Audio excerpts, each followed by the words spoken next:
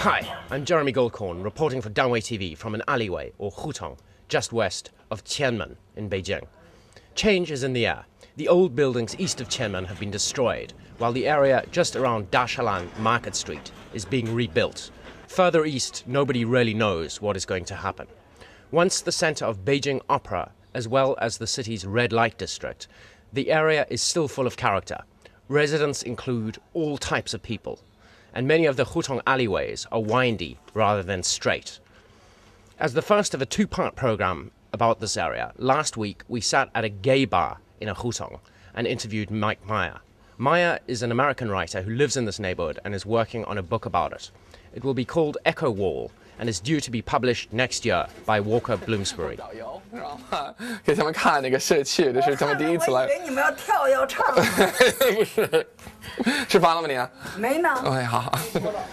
So how long have you been living here, Mike? A little over a year. I've been in Beijing a total of 8 years. China a little over 10. When I first came here, I was a Peace Corps volunteer in rural Sichuan, and then I moved to Beijing, and then a little 2005, I decided that I'd seen enough of living in tall apartment complexes where I didn't know my neighbor. And what is the book about? The book is called Echo Wall, The Last Days of Old Beijing. It's being published by Bloomsbury, who at the moment seem to be drunk on Harry Potter cash, about which I'm quite grateful. And the book is describing this Hutong, describing the social network that exists here, not advocating this way of life at all, touching a bit on the problem of destruction. But more than anything, I just found that a lot of people are living in Beijing and are writing about what used to be. And I wanted to write about what is, while it still is. And I thought this was the perfect location to do it. Can you summarize what is the situation with this area? Like many of Beijing's traditional neighborhoods, it's in a state of flux and indecision. If you walk straight east of here to the Shenyukou neighborhood on the other side of Qianmen Dajie, you'll see, Doubei Iwei Pingdi. It's almost like a bomb site because they're building a road there. They're raising a lot of the old houses and building what nobody knows. It'll probably be high-scale villas in traditional courtyard style. It'll most definitely be a commercial area akin to Xintiandi in Shanghai. This side of the road is a bit more in flux because if you pan this way, you see Liulichang, which is Beijing's traditional antique street. If we walk one block south of here, we hit Dazhalan, which is all the way back to the Ming Dynasty, certainly back to the Yuan Dynasty, but it was most prosperous in the Qing Dynasty as Beijing's first commercial street. So right now we're in this sort of in-between area because we know what's happening with Qianmen Dajie. It will be a pedestrian street. It will restore the old electric trolley running down the center of it. All of the buildings will be in quote-unquote traditional style, gray brick, tiled roofs, red accents on the wood.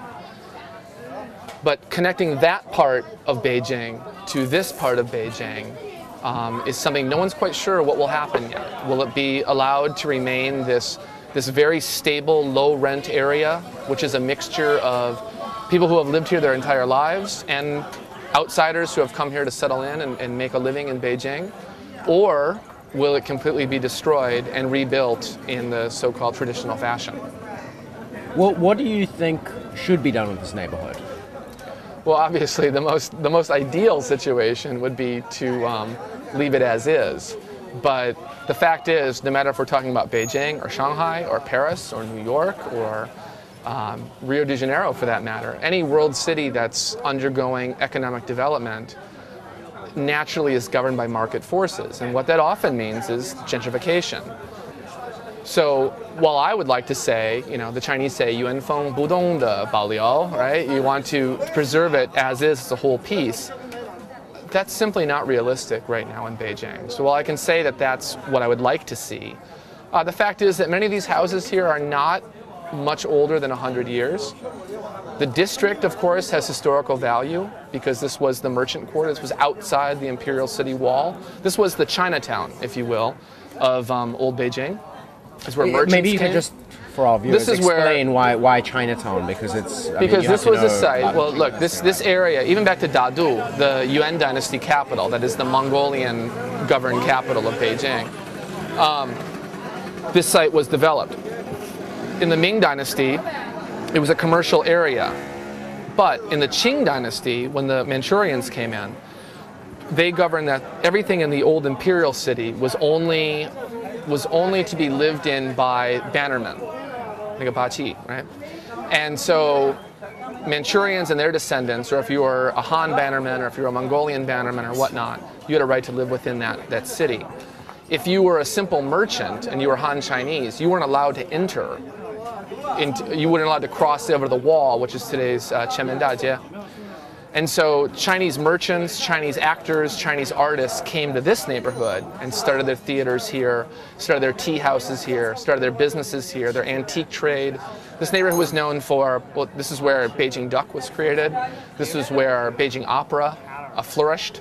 This is where Beijing Acrobats, as we know it, also flourished. Because the Qing had an imperial edict that said within the imperial city wall, you could not open these sort of establishments. They had to be outside the wall. This happened to be the collecting point. It was a place of opium dens also. It was a place of brothels. And there was one night in November in 1949 where they said, we're going to clean it all up. And they went out and closed every brothel and every gambling house and every opium den.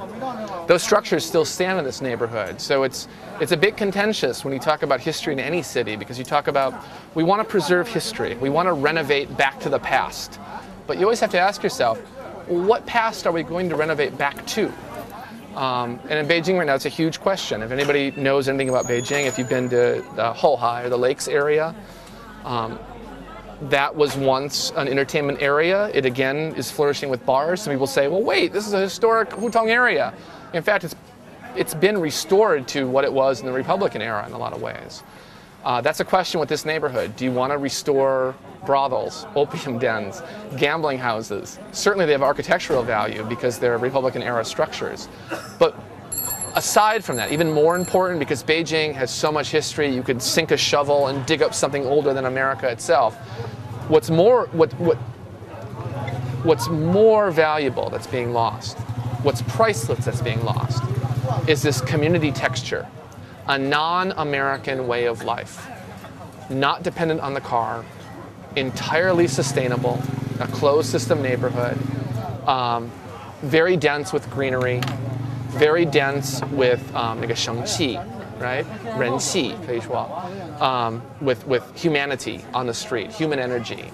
And I think anybody who spent time in Beijing knows the difference between going to the Lake District and coming here and going to new apartment blocks. You can feel the difference, you know? I always say that when I go back to America, I feel lonely. Immediately upon landing, I feel very lonely. And I think Beijing is turning into a lonely city. And I think it's valuable to maintain these communities and this network that reminds people that at one time, and still is, Beijing, when you look at the world, is a masterpiece of urban design. That's it. Interview's over.